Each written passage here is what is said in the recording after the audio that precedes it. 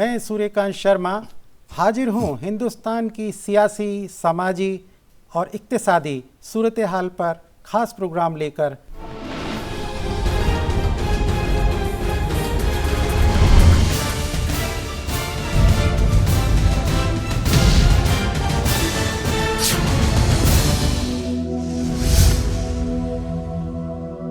हमारी इस खास पेशकश में आज बात इंसॉल्वेंसी और बैंकरप्सी यानी दिवालियापन और उससे जुड़े अहम मुद्दे। इंसॉल्वेंसी आज एक अहम रोजगार है। आपको शायद हैरानी हो कि जिस लफ्ज़ के साथ दिवालियापन जुड़ा हो वो रोजगार का नया जरिया कैसे हो सकता है। हम अपने इस प्रोग्राम में इसी हैरानी को यकीन में बदलने वाले हैं। हमारे साथ स्टूडियो में मौजूद हैं दो खास मेहमान, IBBI के चेयरपर्सन जनाब डॉक्टर MS साहू और वकील सुमंत बत्रा साहब। आप दोनों मेहमानों का हमारे स्टूडियो में इस्तकबाल है। डॉक्टर साहब, इंसॉल्वेंसी एंड बैंकरप्सी एक ऐसा मौजू है कि जिसका ध्यान अभी लोगों पर पहुंचना शेष है। अभी हमारा बिल आया इंसॉल्वेंसी एंड बैंकरप्सी कोड 2016, फिर उसमें कुछ बदलाव आए परिस्थितियों के हिसाब से, मौजूदा जो भी स्थितियां रहीं। तो हमें, हमारे दर्शकों को ये बताइएगा कि ये कोड बिल है क्या और इससे हमें क्या फ़ायदे हो सकते हैं। आपने जैसे कहा, ये एक आइन 2016 में बना है, ये नया कानून है। इसी कानून का जरिया में एक बहुत गहरा इकोनॉमिक रिफॉर्म्स हो रहा है। 1992 से आज तक हमारा इकोनॉमिक स्फीयर में बहुत रिफॉर्म हो रहा है। इसी सीरीज में ये वेरी डीप इकोनॉमिक रिफॉर्म्स है। This deals with economic freedom of people. आप जैसे नाम से पता लगा इंसॉल्वेंसी, ये इंसॉल्वेंसी हो सकता है कोई एक इंडिविजुअल को हो सकता है, फार्म को हो सकता है, बिजनेस को हो सकता है, कंपनी को हो सकता है। और अपना अपना लाइफ में कोई किस हालत में आके इंसॉल्वेंट हो सकता है, मतलब कि किसी को ऋण रिपेमेंट करना था, नहीं कर पा रहा है। और हो सकता है कि ये अपने कंपटीशन में अच्छा नहीं कर पा रहा है। हो सकता है कोई भी, कभी कभी रेयर केस में कोई डिजोनेस्ट आदमी भी है। लेकिन ज़्यादातर इंसॉल्वेंसी होता है बिकॉज ऑफ मार्केट फोर्सेस। और जब कोई आदमी इंसॉल्वेंट हो जाता है, हम मान लेना नहीं चाहिए कि ये उनका लाइफ का पूरा अंत हो गया, कंपनी का ख़त्म हो गया। जब इंसॉल्वेंट हो गया है, कंपनी का पास जो रिसोर्सेस है वो ठीक से आज यूज नहीं हो पा रहा है। उसका पास लोग है, टेक्नोलॉजी है, नेचुरल रिसोर्सेस है, वो ठीक भावे जैसे यूज होना चाहिए था एफिशिएंटली, वो आज नहीं हो पा रहा है। और इसी वजह से हमको एक तरीका चाहिए था, जो कंपनी का हालत ख़राब हो गया है इसको सुधारने का। इसको सुधारने का मतलब है कि एक कंपनी का भाग्य का साथ बहुत स्टेक होल्डर है, एम्प्लॉयज है, वेंडर है, ये सब का जीवन, लाइवलीहुड इसी कंपनी का साथ जुड़ा है। वो कंपनी को बचाना और इसका साथ ये सारे एम्प्लॉय का इंटरेस्ट देखना सबसे बड़ा ज़रूरी काम होता है। ये लॉ जरिया में सबसे बड़ा काम आप जो कह रहे हैं कि रोजगारी का जो रोजगारी है इसको बचाना है, ये सबसे बड़ा पर्पस है। और ये कंपनी जब पैसा नहीं दे पाता है बैंक को, बहुत दिन ऐसे चलता है, बड़े बड़े कंपनी जब पैसा नहीं दे पाते हैं जी, बैंक का पास भी ऋण रिकवर नहीं होता है जी। बैंक का पास फिर फर्दर लोन देने के लिए पैसा नहीं होता है, कॉस्ट ऑफ फंड्स बढ़ जाता है। इसी में जब इकोनॉमी को पैसा नहीं मिलता है इन्वेस्टमेंट करने के लिए, कंट्री में ग्रोथ नहीं हो पाता है। कंट्री में ग्रोथ ना होने से रोजगारी नहीं मिलता है। सो ये लॉ का सबसे बड़ा मुख्य पर्पस है कि रोजगारी को बचाओ, रोजगारी को बढ़ाओ। लेकिन ये काम करने के लिए एक स्पेशलाइज्ड स्किल चाहिए। हमारा पास बहुत प्रोफेशनल है ऑलरेडी, एडवोकेट है, चार्टर्ड अकाउंटेंट है, डॉक्टर है, लेकिन ये थोड़ा ज़्यादा स्पेशलाइज्ड स्किल है। कंपनी का हालत ख़राब है, इसको सेव करना है, रेस्क्यू करना है, इसीलिए हमको भी एक स्किल बनाना पड़ेगा। हमने जब लॉ शुरू हुआ, हमारा पास जितना ही रिसोर्सेज थे, जैसे प्रोफेशनल थे, उनको लेकर हमने काम शुरू कर दिया। लेकिन ग्रेजुअली अभी हमको धीरे धीरे ये स्किल हमारा लोग का साथ बढ़ाना है। ये स्किल जो कर पाएंगे ये सबसे एक बड़ा इंपॉर्टेंट प्रोफेशनल इसमें होता है इंसॉल्वेंसी प्रोफेशनल। ये प्रोफेशनल पहले नहीं था, पहला बार कंट्री में बन रहा है। बहुत एनलाइटेंड प्रोफेशनल है, बहुत जिम्मेदारी वाला प्रोफेशनल है। कि आपने देखा कि इसका काम है, आपने सुना है नाम, बड़े बड़े कंपनी का नाम एसआर, भूषण, इतने बड़े बड़े कंपनी को रेस्क्यू करने का दायित्व इसी इंसॉल्वेंसी रिजोल्यूशन प्रोफेशनल का पर है। इतना बड़े जिम्मेदारी के लिए हमारा अभी उद्देश्य है कि ऐसे ही रिजोल्यूशन प्रोफेशनल बनाओ जो ऐसे कंपनी को सेव कर पाएगा। जी डॉक्टर बत्रा, आप तो एक जाने माने इंसॉल्वेंसी लॉयर रहे हैं, 20 साल से आप प्रैक्टिस कर रहे हैं इंटरनेशनल और नेशनल में। आपने जो कोर्स शुरू किया ग्रेजुएट इंसॉल्वेंसी प्रोग्राम, इसके बारे में थोड़ा हमें बताएं और उसका जो लीगल एस्पेक्ट के साथ भी बताइए, क्योंकि अक्सर ये माना जाता है कि जो ग्रेजुएट टू इंसॉल्वेंसी या कोई भी इंसॉल्वेंसी की जो भी शुरुआत होती है उसमें थोड़ा सा लॉ का शेड रहता है, लेकिन ये कोर्स जो आप चलाएंगे इसमें सभी स्ट्रीम्स के लोगों को मौका देंगे, तो उसके बारे में ज़रा हमें। जी, सबसे पहले तो बहुत बहुत शुक्रिया, आपने यहाँ बुलाया और आपके माध्यम से एक यंग पॉपुलेशन से और बाकी सबसे भी बात करने का मौका दिया। एक बात कहना चाहूँगा, आपकी बात का जवाब दूंगा, मगर उससे पहले एक बात और कहना चाहता हूँ। डॉक्टर साहू को सुना तो उनकी बात में एक बात जोड़ के कहना चाहता हूँ कि इंसॉल्वेंसी जो एक कानून है वो सिर्फ एक कानून ही नहीं, एक इंडस्ट्री है। वर्ल्ड वाइड अगर आप देखें तो इस कानून के इर्द गिर्द, इसके आसपास एक पूरा इंडस्ट्री सेटअप हो रहा है जी। और जितना वो 2 साल में इस कंट्री में हुआ है वो कहीं पे भी और नहीं हुआ है। इतने लोगों को इस कानून के वजह से ना सिर्फ रोज़गार मिला है मगर और तरह की बहुत सारी अपॉर्चुनिटीज़ मिली हैं। अब होता क्या है कि जैसे डॉक्टर साहू बता रहे थे कि ये सिर्फ एक ऐसा कानून नहीं है कि जिसमें आपने केस फाइल किया, कोर्ट में जाके आर्ग्यू किया और सिर्फ 2 पार्टीज़ हैं जो आर्ग्यू कर रही हैं वकीलों के माध्यम से।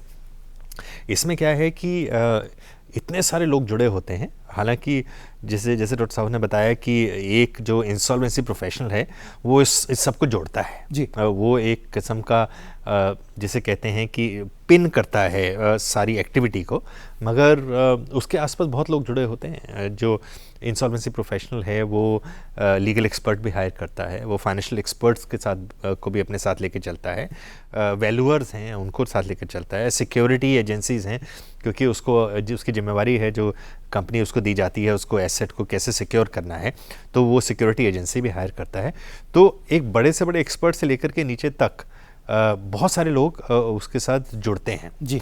अब वो नए भी जुड़ते हैं और दूसरी बात यह है कि जो पुराने लोग हैं जो ऑलरेडी एम्प्लॉयमेंट में हैं उनका रोज़गार भी बचता है। जो इस पूरी इंडस्ट्रियल एक्टिविटी है ये, और अगर आप देखें तो उसका बहुत फ़ायदा है क्योंकि जैसे अगर हमारा जो इंडियन सिनेमा है उसको 80 साल तक के बाद 90 साल में जाकर के उसको इंडस्ट्री का एक स्टेटस मिला जी, जिसकी वजह से ऑब्वियसली लोगों को लोन मिलना शुरू हो गया इंसॉल्वेंस फिल्म बनाने के लिए और बहुत सारी चीज़ें हुई क्योंकि जब इंडस्ट्री गवर्नमेंट ने उसको डिक्लेयर किया।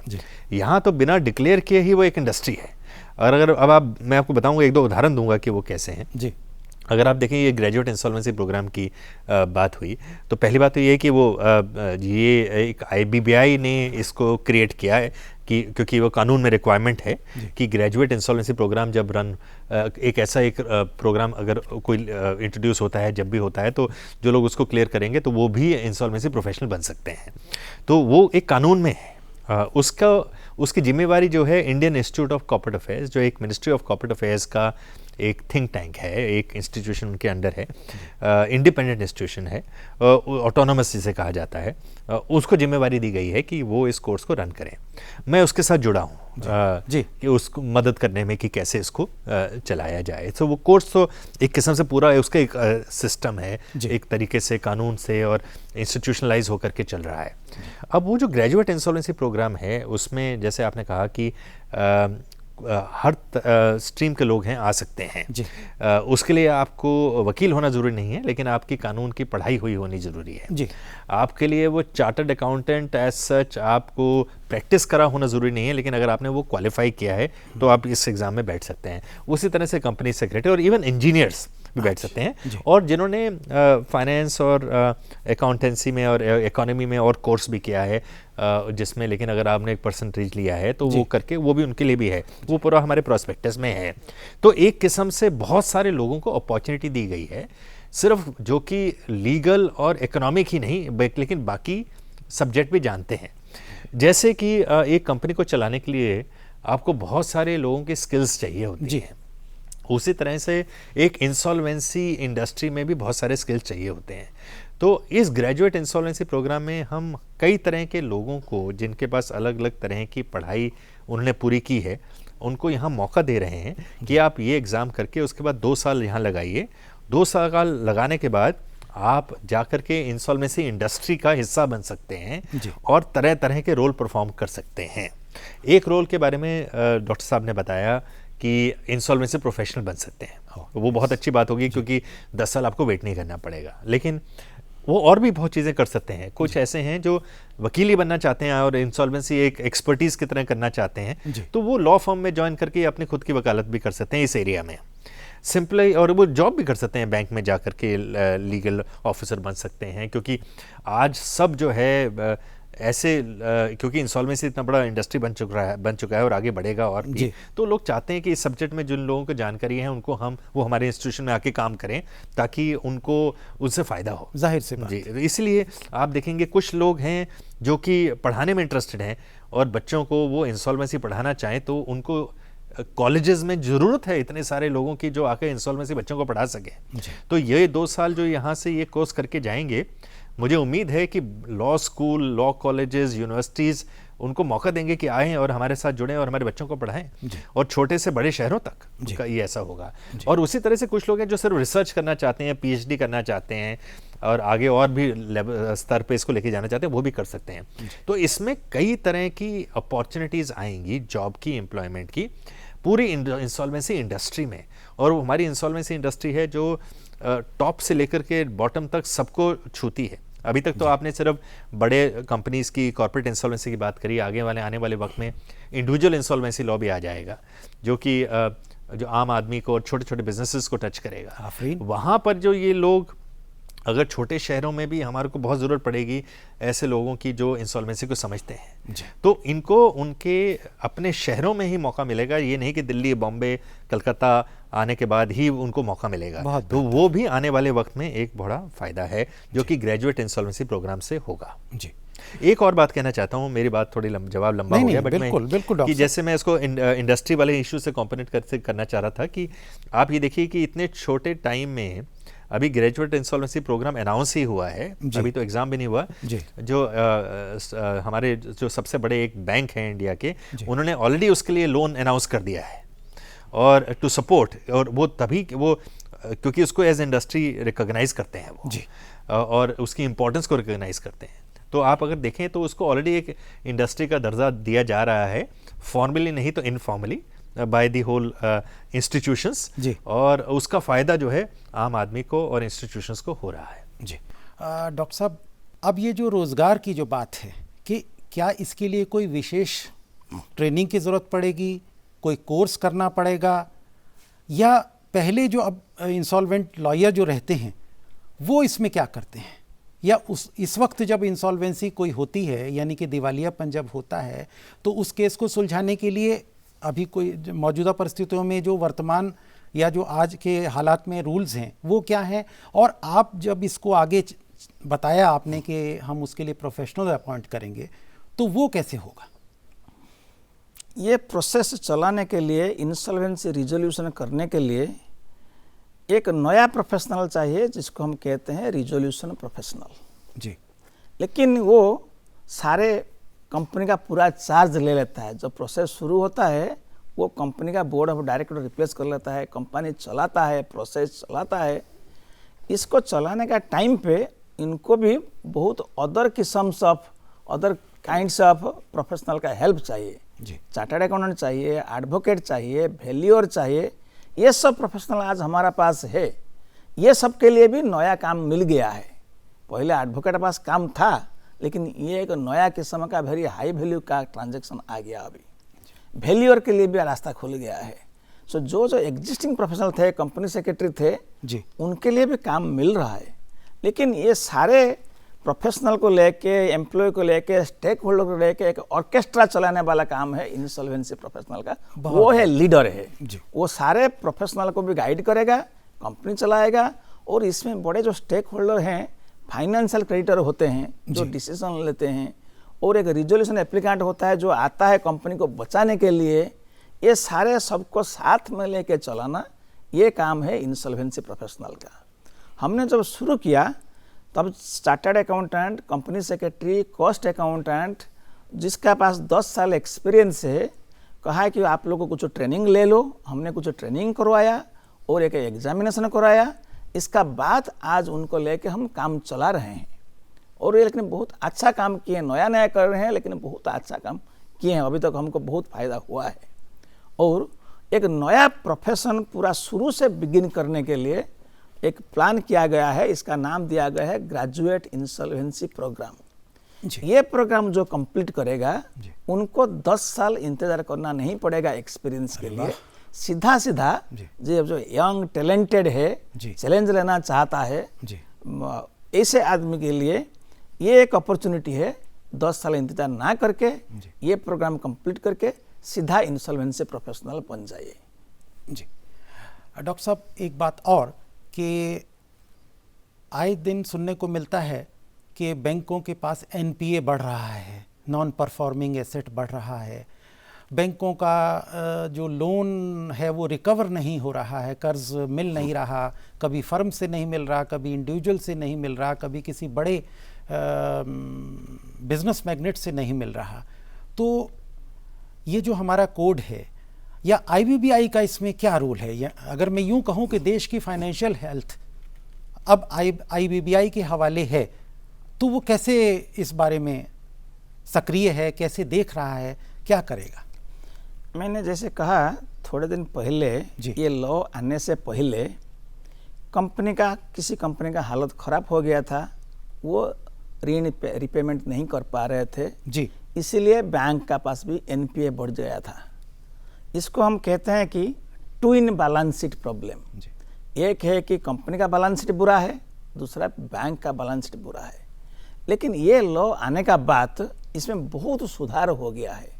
जो कंपनी का हालत ख़राब था, अभी 90 कंपनीज, बड़े बड़े कंपनीज का हालत तो सुधार गया है। नया रिजोल्यूशन एप्लीकेंट आ गए हैं, कंपनी पूरा फिर नॉर्मल लाइफ को आ गया है, और बैंक को भी जितना रिकवर हो सकता है।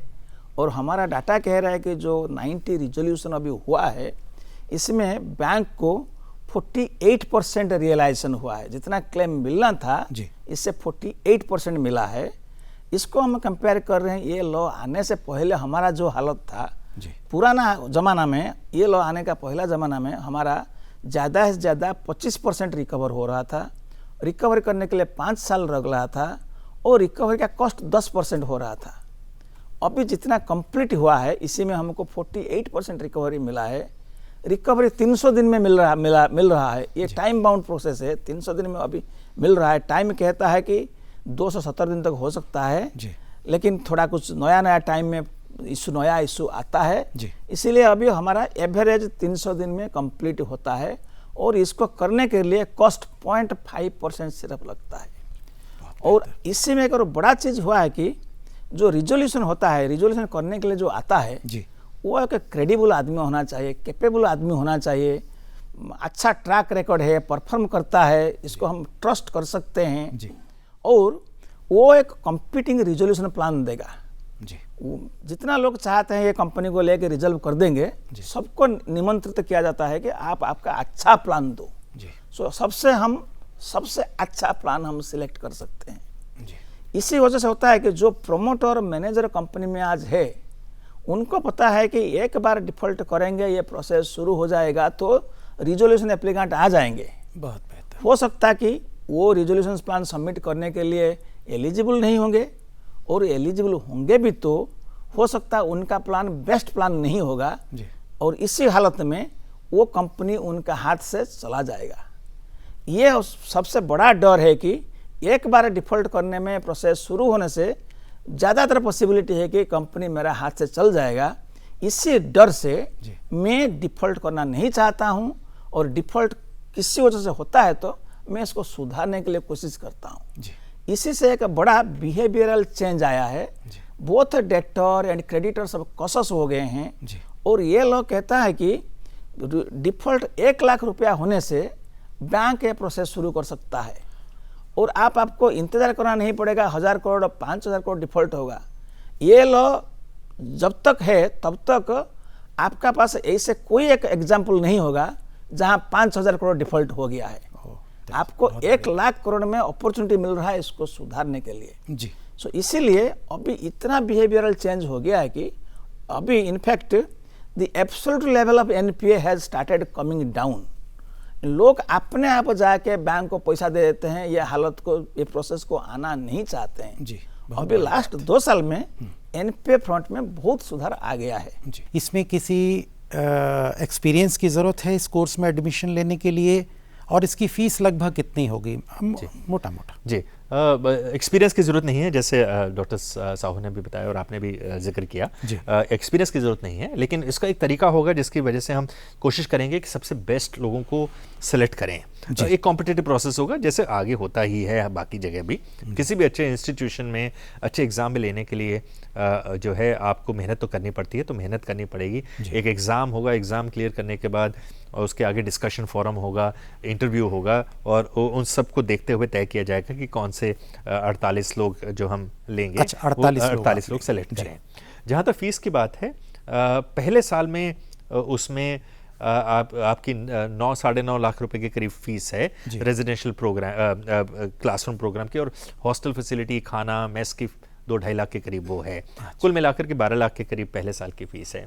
सेकेंड ईयर में जो है अभी फैसला लिया गया है कल या परसों में ही कि वेव कर दिया जाएगा, फीस काफ़ी हद तक हटा दी जाएगी, और या माफ़ कर दी जाएगी, अगर मैं हाफ से थोड़ा ज़्यादा कम कर दी जाएगी। और दूसरी बात यह है कि ना सिर्फ कम कर दी जाएगी, सेकेंड ईयर में इसका सबसे बड़ा यूनिक फीचर यही है कि आप सेकेंड ईयर में आप अर्न करना शुरू कर देंगे, आप अपनी कमाई शुरू कर सकते हैं। अरे वाह। और उसका मतलब ये है कि अगर आपने पहले साल के लिए भी लोन लिया है तो इंशाल्लाह आप दूसरे साल में आप उसको वापस कर सकते हैं। जब तक आप अपनी डिग्री लेकर के, अपना सर्टिफिकेट लेकर के बाहर आएंगे तो आप के पास हो सकता है कि लोन आप पे कर चुके हों। ये नहीं कि आपको जॉब मिलने के बाद ही कुछ इस तरह से करना पड़ेगा, तो मॉडल यही है। इसके अलावा स्कॉलरशिप्स भी कुछ अरेंज की गई हैं, और कुछ जो इंस्टीट्यूट ऑफ कॉर्पोरेट अफेयर्स है वो भी ये कर रहा है कि कुछ टीचिंग असिस्टेंट और इस तरह के आपको अपॉर्चुनिटी दी जाए, जिससे कि आपको एक और अर्न करने का माध्यम हो, तो आपका बर्डन कम से कम हो फीस से लेकर के। इसमें पूरी कोशिश जारी है। हाँ, वैसे भी देखा जाए अगर MBA से हम कंपेयर करें तो मैं समझता हूँ कि तो उसके मुकाबले में तो बहुत कम है, और ये कोर्स जो है उतना ही प्रेस्टिजियस है। इतना अच्छा कोर्स आपने डिज़ाइन किया, जैसा कि अभी मालूमात हुई हैं, इसमें क्या सीटें या इस तरह की चीज़ें बढ़ाई जा सकें? नंबर 1।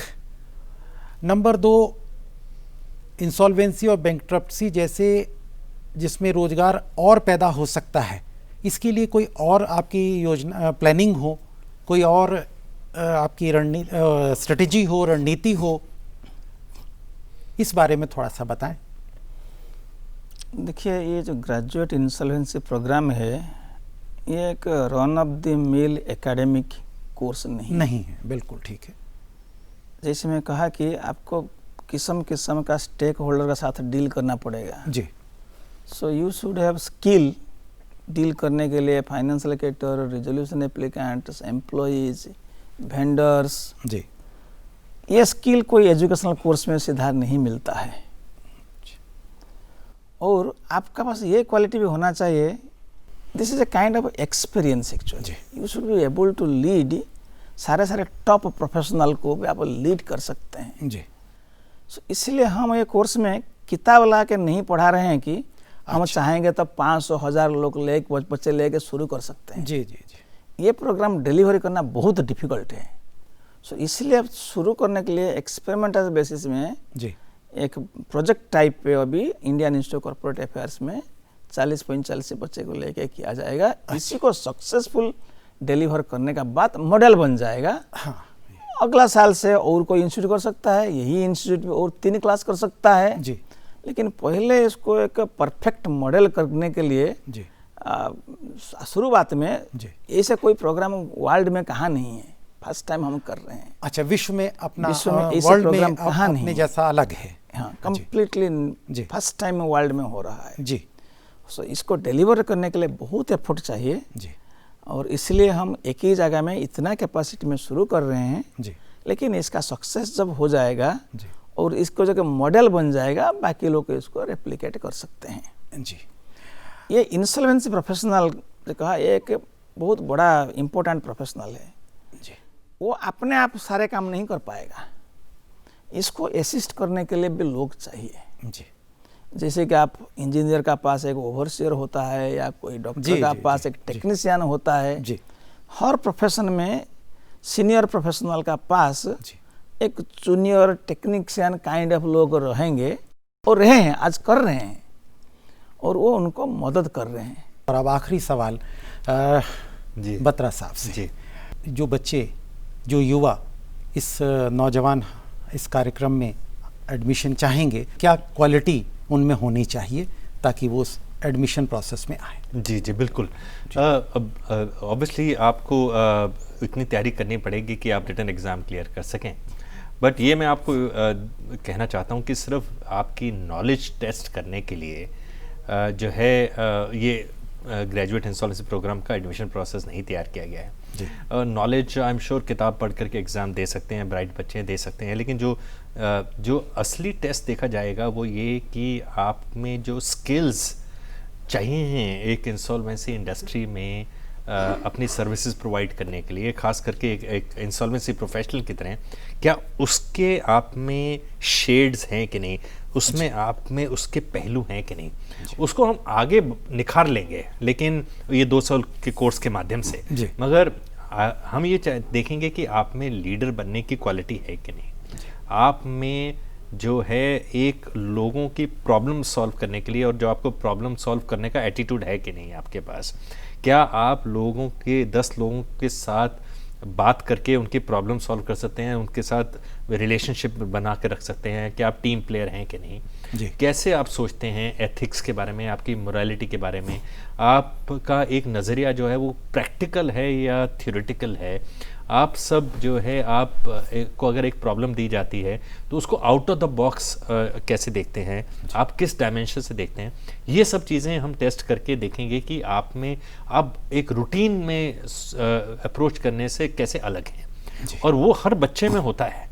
सिर्फ वो क्या होता है कि जब वो एग्ज़ाम देने जाता है तो वो नॉर्मली सोचता है कि मुझे किताब पढ़ के सवाल के जवाब देने हैं। हम सिर्फ इतना बताना चाहेंगे, अब उसके लिए भी हम काम करें कि जब हमारा एग्ज़ाम है वो एक फर्स्ट लेवल है, उसके बाद सेकंड लेवल पे हम आपकी ये स्किल्स टेस्ट करेंगे कि आप में इनहेरेंटली हैं कि नहीं, और हर बच्चे में होती हैं, लेकिन वो दिखा पाए उनको इतना कि जो लोग उसको असेस कर रहे हैं वो उसके बेसिस पे उसको स्कोरिंग दे सकें और उसमें आइडेंटिफाई कर सकें कि आगे जाने के बाद इस बच्चे में अगर हम इन्वेस्ट करें तो ये एक इसको निखारा जा सकता है जो उसके अंदर ऑलरेडी है। आप लोग हमारे स्टूडियो में आए, बहुत बहुत धन्यवाद। हमारी पूरी टीम को दीजिए इजाज़त। आदाब।